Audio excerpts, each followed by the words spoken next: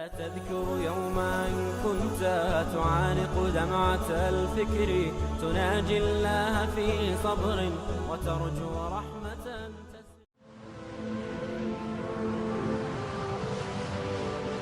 حضرت عمر رضی اللہ تعالیٰ عنہ جب ایمان لائے تو آپ نے ایک ایک کافر کے گھر کے دروازے پہ کھڑے ہو کے کہا کہ تم کمزوروں کو مارتے تھے، میں تمہیں بتانے آیا ہوں میں محمد عربی کا نوکر بن گیا۔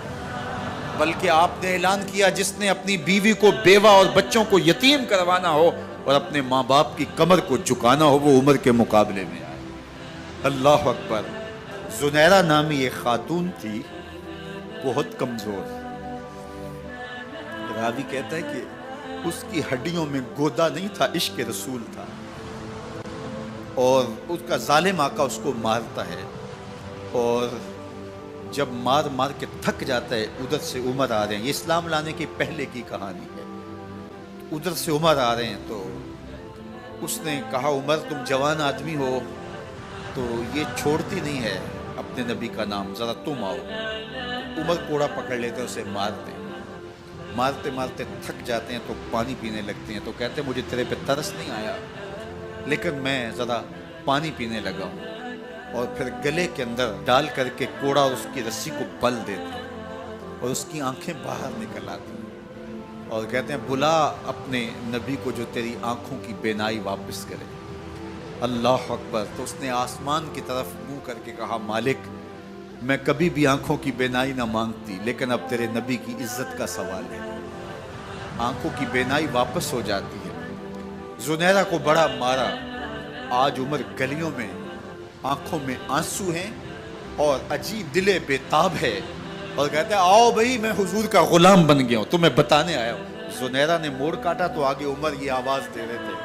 زنیرہ ایک کونے پہ کھڑے ہو کے رو کے کہتی ہے عمر تم تو بڑے اس دن جوش و غضب میں تھے اور تم مارتے ہوئے تھکتے نہیں تھے۔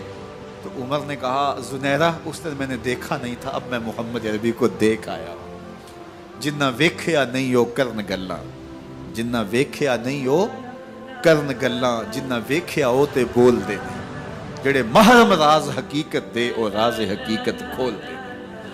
تو حضرت عمر رضی اللہ تعالیٰ عنہ ایمان لائے۔ حضرت عبداللہ ابن مسعود رضی اللہ تعالیٰ عنہ فرماتے ہیں کہ حضرت عمر کا ایمان لانا مسلمانوں کے لیے عزت کا سبب تھا، ان کا ہجرت کرنا مسلمانوں کی نصرت تھی اور ان کی خلافت مسلمانوں کے لیے رحمت تھی۔ حضرت عمر رضی اللہ تعالیٰ عنہ وہ ہیں کہ میرے حضور نے فرمایا لوگوں جب نیک لوگوں کا ذکر کرو تو میرے عمر کا تذکرہ ضرور کیا کرو۔ میرا عمر وہ ہے کہ جب وہ ایک سمت سے آ رہا ہو، ایک گلی اور بازار سے آ رہا ہو تو شیطان بھی آ رہا ہو عمر کو دیکھ کے راستہ تبدیل کر لیتا ہے۔ حضرت عمر رضی اللہ تعالی عنہ کی طبیعت کے اندر جو جاہ و جلال تھا، طبیعت کے اندر جو سختی تھی وہ اسلام کے اندر آ کر بھی قائم رہی، اور آپ نے وہی سختی وہی جاہ و جلال جو پہلے مسلمانوں کے خلاف تھا اب کفار کے خلاف، منافقین کے خلاف حضرت عمر کی طبیعت کے اندر وہ جوش و خروش بدستور موجود ہے۔ لیکن جس دن آپ خلیفہ بنے تو اس دن آپ نے ممبر پہ چڑھ کے جو خطبہ دیا اس میں کہا لوگوں میں سخت اس لیے تھا کہ رسول اللہ نرم تھے، پھر میں سخت اس لیے تھا کہ حضرت ابوبکر صدیق نرم تھے، اب میں تخت خلافت پہ بیٹھا ہوں، اب میری سختی جو ہے وہ نرمی میں تبدیل ہو گئی، صرف فاسقوں فاجروں اور باغیوں کے لیے میں سخت ہوں، باقی تمہارے لیے نرم ہوں۔ سب سے کم جو تنخواہ بیت المال سے اگر کسی وجود نے لی ہے تو وہ حضرت عمر رضی اللہ تعالیٰ عنہ نے صرف 2 جوڑے لیتے تھے سال میں، اور راوی کہتا ہے کہ میں نے دیکھا ہے کہ اس میں بھی 17 پیوند لگے ہوتے تھے۔ حضرت عمر رضی اللہ تعالیٰ عنہ کا طرز زندگی، آپ کا انداز معاشرت اور آپ کا انداز خلافت، ہر لمحہ آپ کی زندگی کا اٹھا کے دیکھیے کتنی مرتبہ قرآن حضرت عمر کی رائے کے مطابق نازل ہے۔ اللہ تعالیٰ جل شانہ نے ان کو صاحب الہام بنایا تھا۔ ہر امت میں کوئی صاحب الہام ہوتا ہے، حضور کی امت کا صاحب الہام حضرت عمر رضی اللہ تعالیٰ، اور آقا کریم نے انہیں اپنا وزیر قرار دیا۔ فرمایا میرے 2 وزیر آسمانوں میں ہیں، 2 وزیر زمینوں میں ہیں۔ آسمانوں کے وزیر جبرائیل اور میکائیل ہیں اور زمین کے وزیر ابو بکر اور عمر ہیں۔ رضی اللہ تعالی عنہما۔ ایک دن حضرت عمر بیٹھ کے رو رہے تھے، تو کسی نے کہا حضرت رو کیوں رہے ہیں؟ فرمایا کہ میں اس لیے رو رہا ہوں کہ فلاں پل سے بکریاں گزری ہیں، تو پل کے اندر شکستگی تھی، ٹوٹا ہوا تھا پل درمیان میں، اس میں ایک بکری کی ٹانگ ٹوٹ گئی ہے، تو میں ڈرتا ہوں کہ میرا رب یہ نہ پوچھے کہ عمر تو نے پل صحیح تعمیر نہیں کروائے تھے کہ ایک بکری کی ٹانگ کیوں ٹوٹی ہے۔ یہ ہیں حضرت عمر رضی اللہ تعالی عنہ۔ اللہ اکبر۔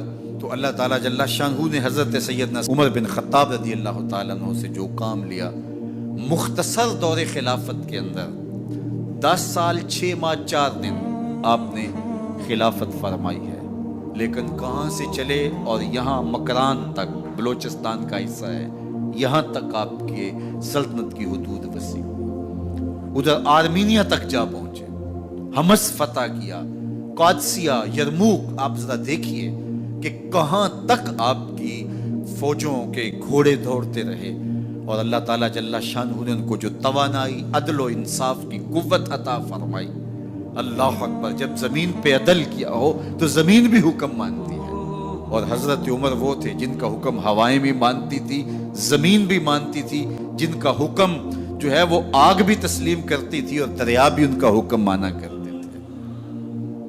مصر کے اندر یہ رسمیں بد جاری تھی کہ سال کے بعد ایک دوشیزہ کو زیورات پہنا کے اچھے لباس میں ملبوس کر کے دریا کی بھیڑ چڑھایا جاتا، اس کی قربانی دی جاتی، اس کا خون بہتا تو دریا چلتا۔ جب مسلمانوں نے مصر فتح کیا تو گورنر نے لکھا کہ اسلام تو اس طرح کی رسوم کی اجازت نہیں دیتا، لیکن خشک سالی ہے، لوگوں کی فصلیں ویران پڑی ہے، تو حضرت کیا کیا جائے؟ تو حضرت عمر رضی اللہ تعالیٰ عنہ کاغذ کے ٹکڑے پہ لکھتے ہیں بسم اللہ الرحمن الرحیم، مصر کے نیل کی جانب عمر کا خط لکھتے ہیں، اے نیل اگر تو اللہ کے حکم سے چلا کرتا ہے تو چل، ورنہ ہمیں تیرے چلنے کی کوئی حاجت نہیں ہے۔ اور قاصد کو کہا یہ خط لے جاؤ اور جا کے دریائے نیل میں پھینک دو۔ قاصد جا کے خط دریائے نیل میں پھینک دیتا ہے، پانی آتا ہے، ایسا دریائے نیل چلا 14 صدیاں ہوئی ہیں آج تک کبھی بند ہی نہیں ہوا۔ دریا حکم مانتے، آگ نکلتی ہے، لوگ حضرت عمر رضی اللہ تعالی عنہ کے پاس آئے، حضرت لاوا پھوٹا ہے، آگ نکل رہی ہے اور مدینے کی طرف بڑھ رہی ہے، اب کیا کیا جائے؟ فائر بریگیڈ تو زمانے میں تھی نہیں۔ عمر نے اپنی قمیض اتاری، جس قمیض پہ 17 پیوند لگے ہوئے تھے چمڑے کے، کہا یہ قمیض لے جاؤ، جدھر آگ بڑھ رہی ہے آگے ڈھالنا، آگ پیچھے بھاگ جائے گی۔ زلزلہ آتا ہے تو زمین پہ درہ مارتے ہیں، زمین رک جا، کیا عمر نے تیری چھاتی پہ عدل نہیں کیا ہے؟ تو یہ عمر ہیں رضی اللہ تعالی عنہ کہ جن کے انصاف کی وجہ سے، جن کے عدل کی وجہ سے اللہ تعالیٰ کی رحمات، اس کی برکات کا نزول ہوتا تھا، اور اللہ تعالیٰ نے مسلمانوں کو وہ آبرو مند حکومت دی۔ کائنات کی تاریخ کے اندر ایسی حکومت آپ نے نہیں دیکھی ہوگی جو حضرت عمر نے حکومت کی ہے۔ اللہ اکبر۔ فرمایا فرات کے کنارے پہ ایک کتا بھی پیاسا مر گیا تو اس کا حساب بھی عمر سے ہوگا۔ باہر سے سفیر آتا ہے اور آ کے پوچھتا ہے کہ میں امیر المومنین کے، مسلمانوں کے حکمران کے محل میں جانا ہے، تو مسکرا کے کہتے ہیں ہمارے امیر کا تو کوئی محل نہیں ہے۔ کہا کہاں ہے تمہارا امیر؟ کہا مسجد نبوی میں ہوگا یا بیت المال کی اونٹوں کی دیکھ بھال میں لگا ہوگا۔ وہ جب گئے تو مسجد میں نہیں ہے، اللہ اکبر، وہاں گئے تو وہاں بھی نہیں ہے۔ پھر کیا دیکھتے ہیں کہ عمر رضی اللہ تعالی عنہ جنت البقیع کے پاس ایک درخت کے نیچے اینٹ کا سرانہ رکھ کے سوئے ہوئے، تو اس نے کہا عمر تو نے عدل کیا ہے، تجھے کچی اینٹ پہ بھی نیند آ گئی، ہمارے حکمرانوں نے انصاف نہیں کیا، اور وہ بند اور محفوظ کمروں کے اندر بھی سکون اور چین کی نہیں سو سکتے۔ حضرت سیدنا عمر رضی اللہ تعالیٰ عنہ نے اس طرح ان امور سلطنت نبھائے۔ آپ دن کو لوگوں کی دیکھ بھالی کرتے، لوگوں کی ضروریات سنتے سمجھتے، اور جب رات پڑتی لوگ سو جاتے، عمر مدینے کی گلیوں میں پہرا دیتے۔ کائنات نے کوئی ایسا بھی حکمران دیکھا ہوگا؟